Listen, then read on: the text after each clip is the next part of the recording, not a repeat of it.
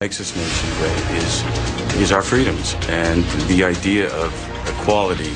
We must demand full equality for all. Yeah, it's about time the Supreme Court weighed in on it, and hopefully they'll come down in favor of it. Absolutely will be done this week. I just can't even imagine anything else. To me, it's an embarrassment that it hasn't already been done. You know, the thing is the march towards history always leads, I'm quoting Martin Luther King here, it always leads towards equality. And I think I just terribly paraphrased that, but that's what we're hoping for here. I think it's definitely going to be overturned, I hope.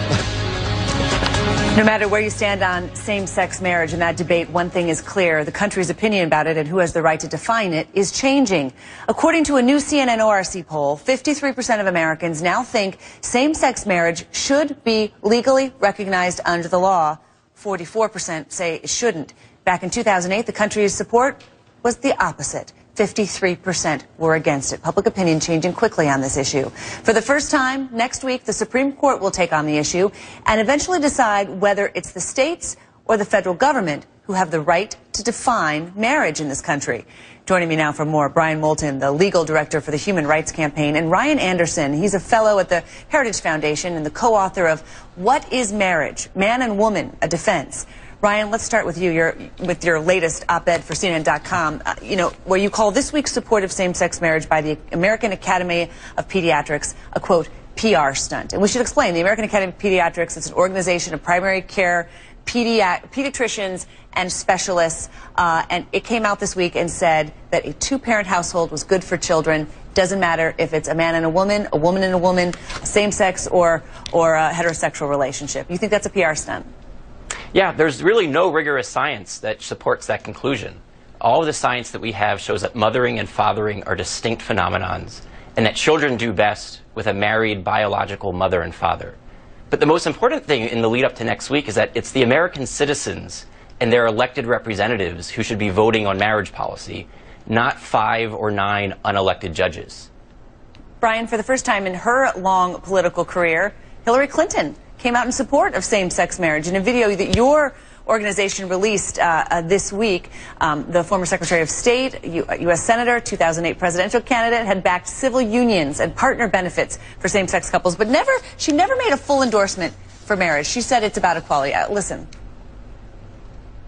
Gay rights are human rights, and human rights are gay rights, and that the United States would be a leader in defending those rights. Brian, do you think this was a move to influence the Supreme Court, like the American Academy of Pediatrics and others who are trying to get their opinions out there now before the court decides? Well, I think what you see from Hillary Clinton, from the American Academy of Pediatrics, from Rob Portman, from more and more figures, public and private, more and more organizations, is that this is the issue in front of the court, but in front of the American people in a way that it never has been before. And lots of folks want to make sure that their position on the issue is clear. And you've seen more and more folks coming out for equality because really that's where our country is and where it's going. Ryan, I got to ask you, we showed those polls showing how quickly things have changed just over the past, 4 years. Do you see that sense that public opinion is changing, or you don't buy those polls? Well, I think public opinion right now is changing, and that's why we shouldn't have the Supreme Court stop the conversation. What we don't need is for the Supreme Court to artificially stop the democratic process, which is what they did in Roe. So we've already seen this 40 years ago. The nation was having a conversation about abortion, and then the court shut it down, struck down laws in all 50 states, and it led to a 40-year culture war. We don't need the court creating another culture war on the question of marriage. Let the citizens discuss and vote. Ryan, in your book, you say that the future of the country depends on the future of marriage, and the future of marriage depends on citizens understanding what it is and why it matters. So what is marriage to you, and what do you think would happen to the country if gays can marry? Look, the state has an interest in marriage because it needs men and women to commit to each other as husband and wife, and then take responsibility for their children as mothers and fathers. And President Obama has spoken movingly about the importance of fathers, how he wished his father would have been involved in his life, and how that inspires him to be a good father to his own daughter. So what's wrong with two fathers to a daughter? How can the law teach that fathers are essential when it redefines marriage to make fathers optional? And it's not just two parents, it's a father and a mother. Mothering and fathering are distinct phenomenon, and children do best, and they have a right to a mother and a father, and that's what marriage does. Brian, I'll let you react to that point.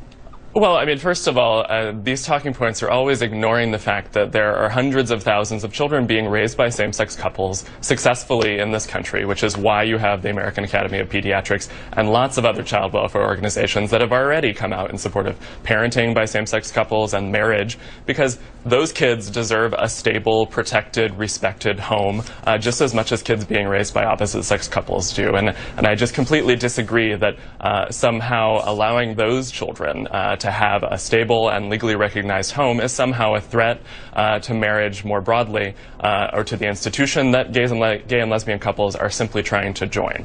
Let me ask you, Brian, I guess also to react to Ryan's point that it would be the Supreme Court stopping the democratic process.